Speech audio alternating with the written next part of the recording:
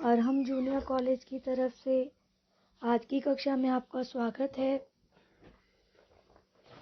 हम अपनी हिंदी पाठ्य पुस्तक साहित्य सौरभ का काव्य साहित्य का पाठ मांझी का पुल, जिसके रचयिता हैं केदारनाथ सिंह, वह आज पढ़ने जा रहे हैं। पहले कविता का सार देख लेते हैं। प्रस्तुत कविता के माध्यम से केदारनाथ सिंह जी ने हमारे जीवन में मांझी और पुल का क्या महत्व है, इस बात को स्पष्ट किया है। केदारनाथ जी की कविताओं की एक खासियत थी कि वह जोड़ने में बहुत अधिक विश्वास रखते थे। तो यहाँ भी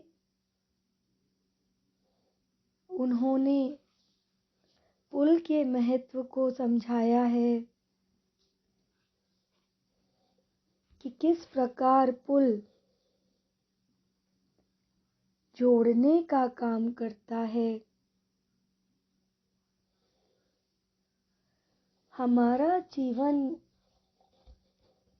बिना मांझी के मझधार में फंसी नैया के समान है।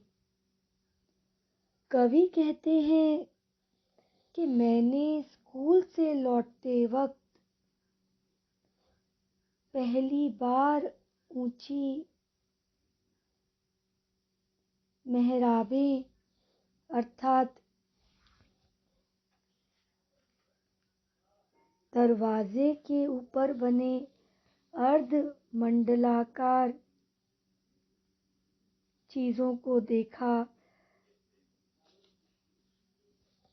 ऊंची मेहराबें देखी।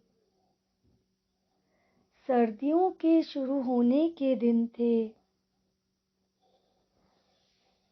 पूरब के आसमान में सारसों का झुंड पंख पसारे हुए धीरे धीरे मांझी का पुल उड़ता हुआ प्रतीत होता था।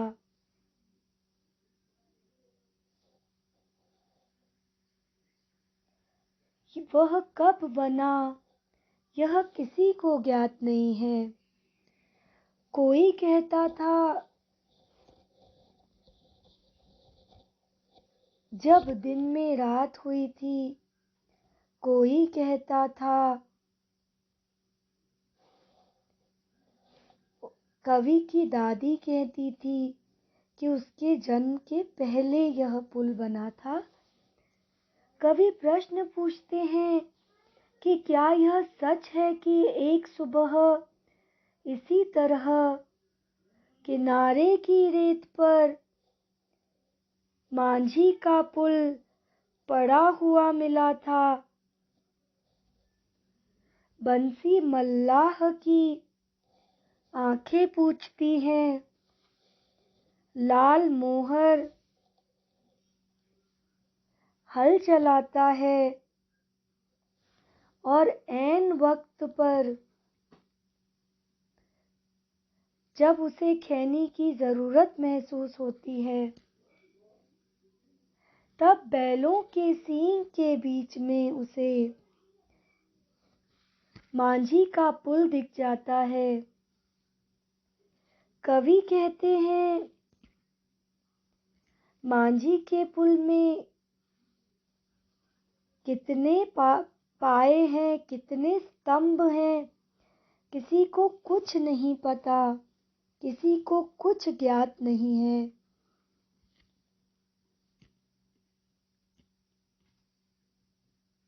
मांझी के पुल में कितनी ईंटें हैं, यह भी किसी को नहीं पता।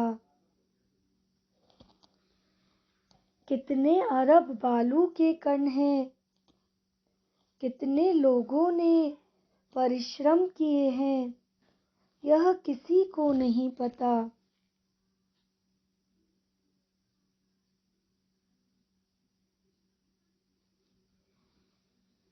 कवि कहते हैं, मेरी बस्ती के लोग सिर्फ इतना ही जानते हैं कि दोपहर की धूप में जब किसी के पास कोई काम नहीं होता और पके हुए ज्वार की खेत की तरह लगता है मांझी का पुल। कवि प्रश्न करता है कि पुल क्या होता है। पुल आदमी को अपनी तरफ खींचता है। कवि प्रश्न करते हैं कि ऐसा क्यों होता है कि रात की आखिरी गाड़ी जब मांझी के पुल की पटरियों पर चढ़ती है तो अपनी गहरी नींद में भी मेरी बस्ती का हर मनुष्य हिलने लगता है। इस विषय पर बहुत विचार करने पर भी एक गहरी बेचैनी के बाद मैंने कई बार सोचा है कि मांझी के पुल में मांझी कहाँ है, उसकी नाव कहाँ है।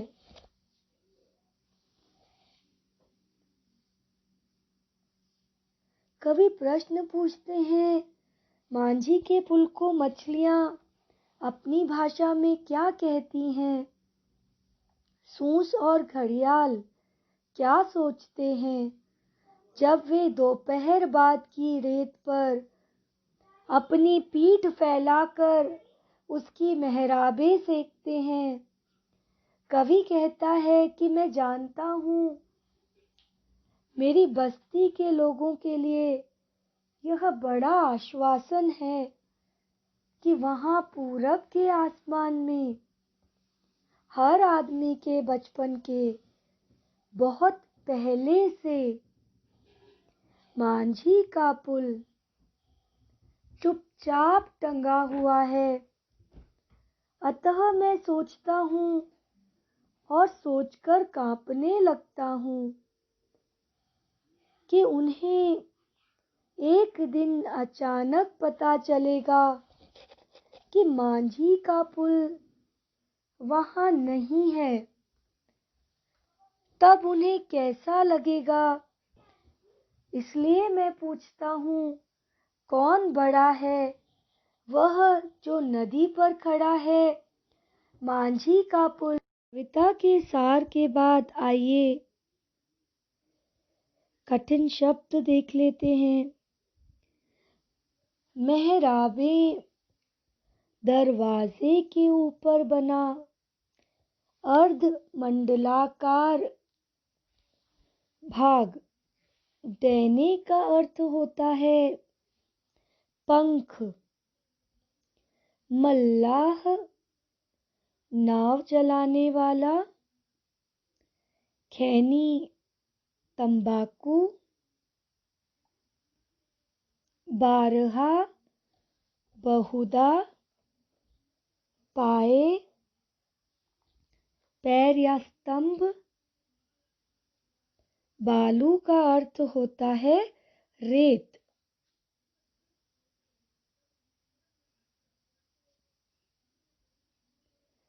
हिसाब लेखा जोखा। बेचैनी बेकली।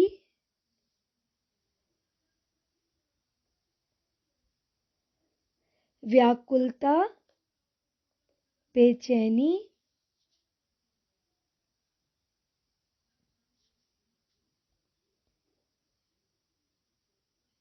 सूंस एक जानवर होता है। झपसी झपकना।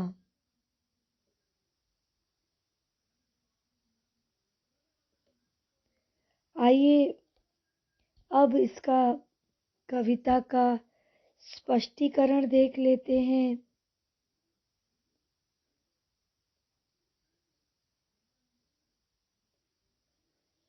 पहले पंक्तियां देखते हैं।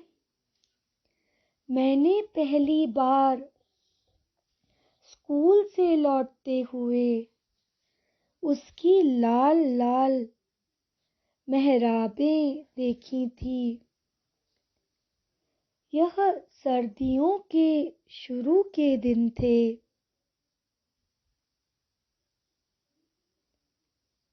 जब पूरब के आसमान में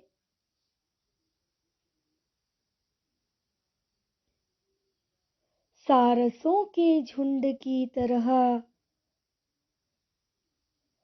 दैने पसारे हुए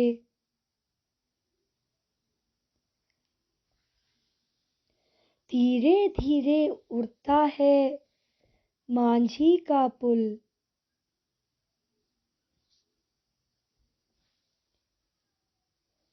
वह कब बना था कोई नहीं जानता। किसने बनाया ये मांझी का पुल? यह सवाल मेरी बस्ती के लोगों को अब भी परेशान करता है। तुम्हारे जन्म से पहले, कहती थी दादी,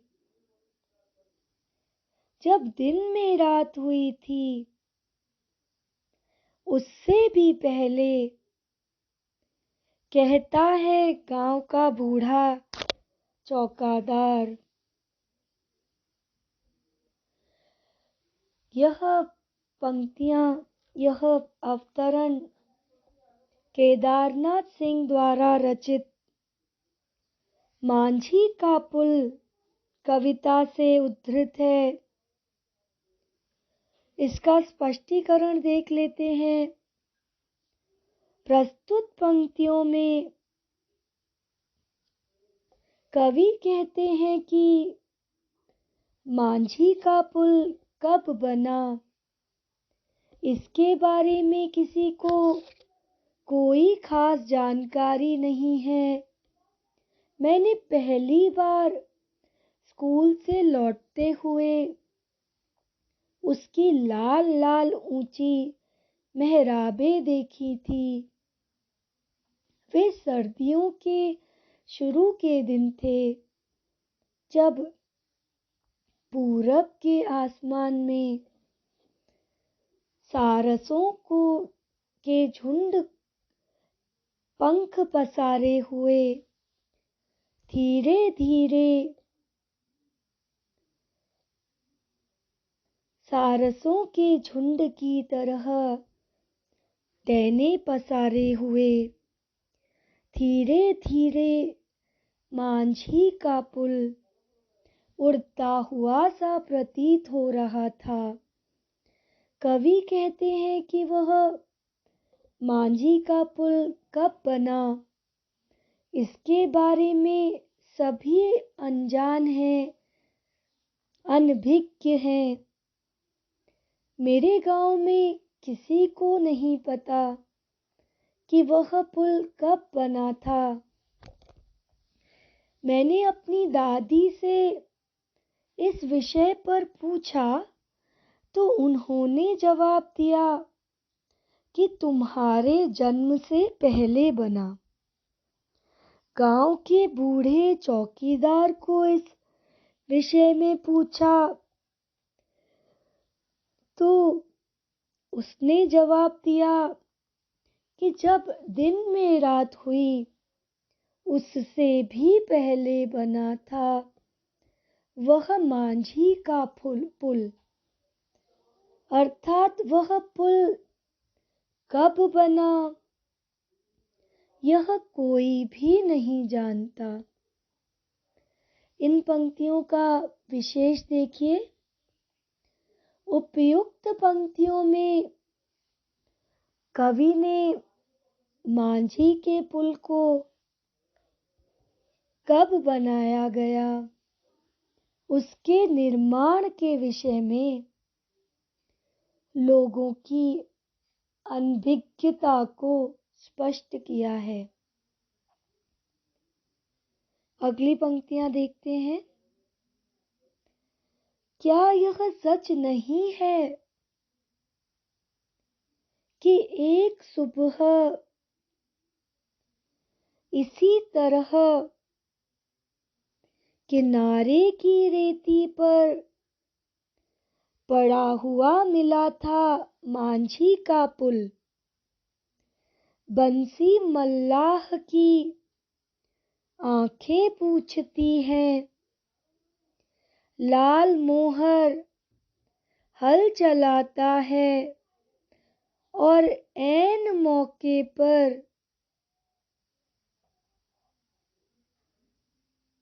उसी वक्त जब उसे खैनी की जरूरत होती है, बैलों के सींगों के बीच में दिख जाता है मांझी का पुल। प्रस्तुत पंक्तियों में कवि कहते हैं कि वास्तव में एक दिन इसी तरह किनारे की रेती पर मांझी का पुल पड़ा हुआ मिला था। बंसी मल्लाह की आंखें पूछती हैं, लाल मोहर हल चलाता है। उसी वक्त जब उसे खैनी की जरूरत महसूस होती है, तो बैलों के सींगों के बीच से मांझी का पुल दिखाई देता है।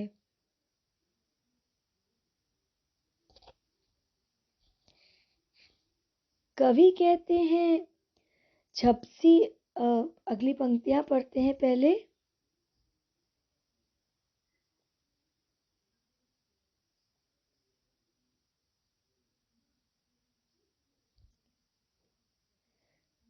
झपसी की भेड़ें उसने बारहा देखा है, जब चरते चरते थक जाती हैं तो मुंह उठाकर उस तरफ देखने लगती हैं जिधर मांझी का पुल है।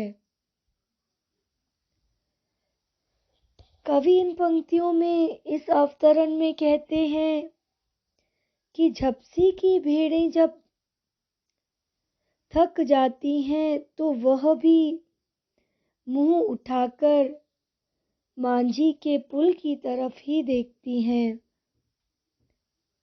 अर्थात सभी के जीवन को मांझी के पुल ने प्रभावित किया है।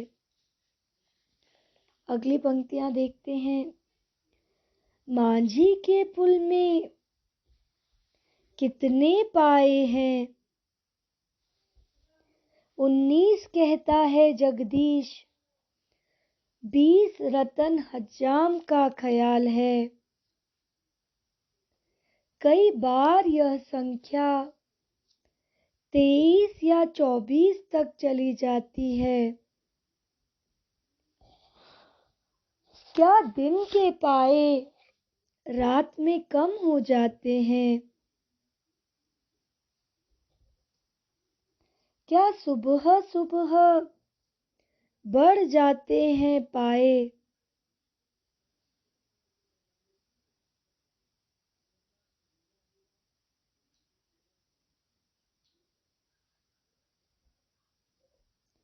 मांझी के पुल के पाए। इन पंक्तियों को कविता मांझी के पुल से लिया गया है। कवि कहते हैं मांझी के पुल में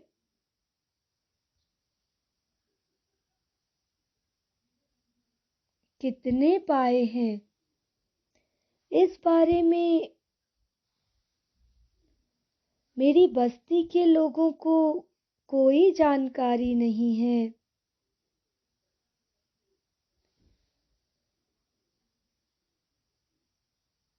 कवि प्रश्न पूछता है जगदीश से, तो जगदीश बताता है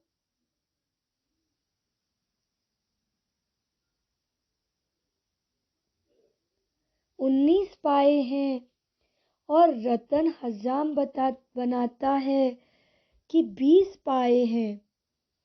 कवि प्रश्न पूछते हैं कि क्या पाए रात में कम हो जाते हैं और क्या सुबह सुबह बढ़ जाते हैं। कवि पूछते हैं ये कैसे संभव है।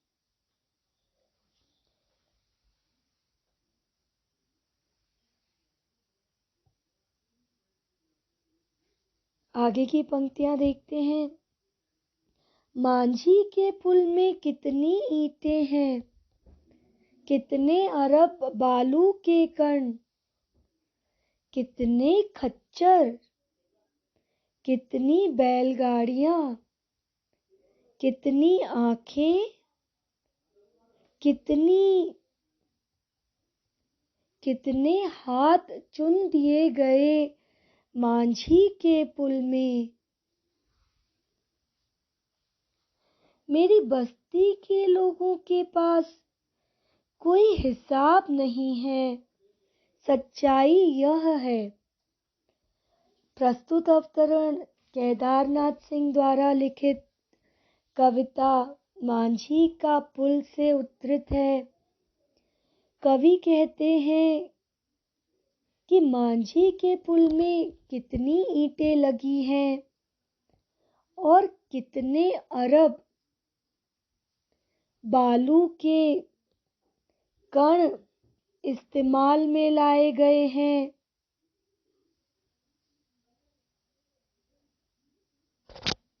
कितने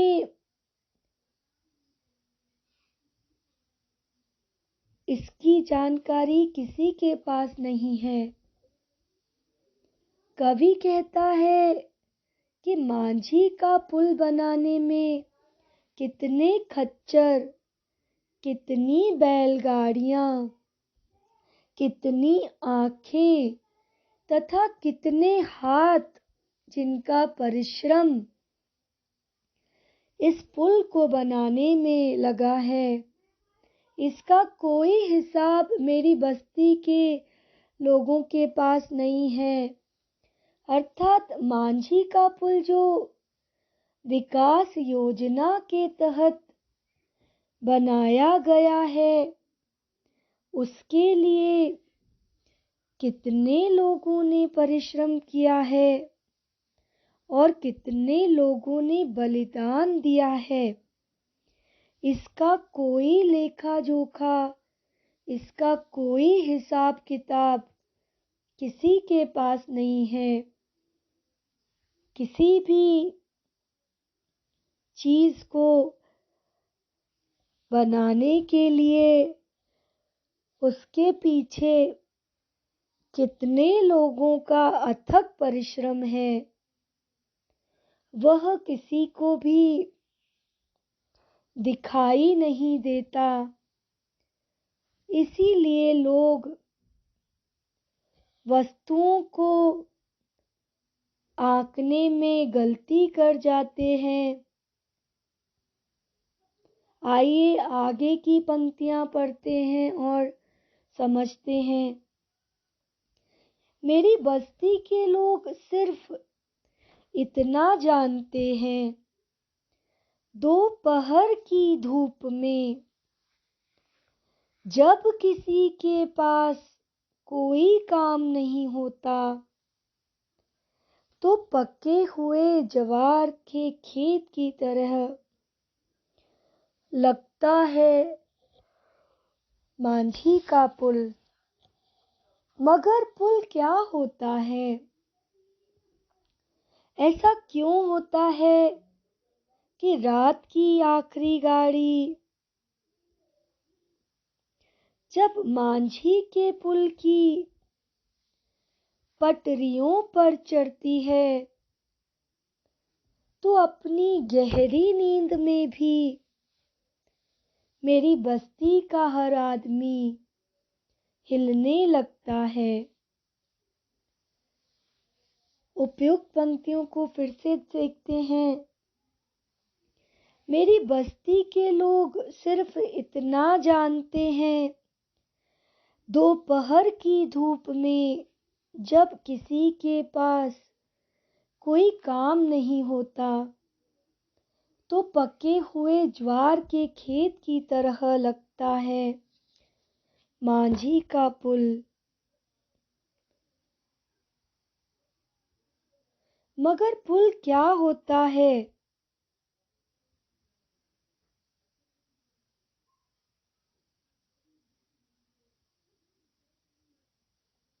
आदमी को अपनी तरफ क्यों खींचता है पुल?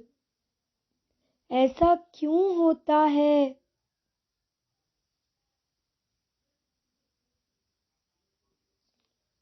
कि रात की आखिरी गाड़ी जब मांझी के पुल की पटरियों पर चढ़ती है तो अपनी गहरी नींद में भी मेरी बस्ती का हर आदमी हिलने लगता है। आइए इसका स्पष्टीकरण देख लेते हैं। कवि कहते हैं कि मेरी बस्ती के लोगों को यह पता नहीं है कि यह पुल कब बना था, लेकिन मेरी बस्ती के लोग इतना जानते हैं कि दोपहर की धूप में जब किसी के पास कोई काम नहीं होता तब वह मांझी का पुल पके हुए ज्वार के खेत की तरह लगता है। कवि प्रश्न पूछते हैं कि मांझी का पुल आदमी को अपनी तरफ क्यों खींचता है? कवि कहते हैं कि पता नहीं ऐसा क्यों होता है कि रात की आखिरी गाड़ी जब मांझी के पुल की पटरियों पर चलती है तो मेरी बस्ती का हर आदमी अपनी गहरी नींद में भी हिलने लगता है। इन पंक्तियों का विशेष देख लेते हैं। उपयुक्त पंक्तियों में वर्तमान यथार्थ का चित्रण किया गया है। आज की कक्षा यहीं समाप्त होती है।